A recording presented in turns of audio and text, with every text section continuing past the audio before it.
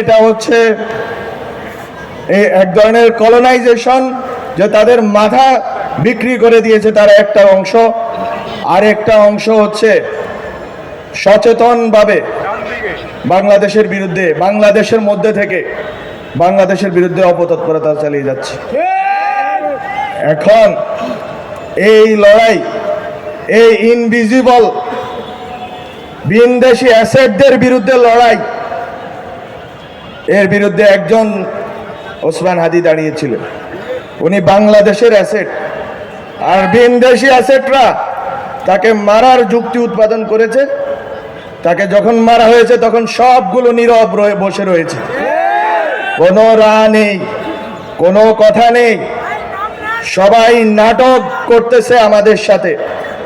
আমরা যখন আমাদের হাতে এই দেশের 5 আগস্টের পরে যখন এই মুজিববাদীদের, এই আওয়ামী লীগ, এই 14 দলীয় সন্ত্রাসীদের প্রত্যেকটি বাড়ি চুরমার করে দেওয়ার ক্ষমতা ছিল, সেদিন আমরা নিজেদেরকে সংবরণ করেছিলাম বলে আজকে তারা এই সাহস করতে পারছে। আমরা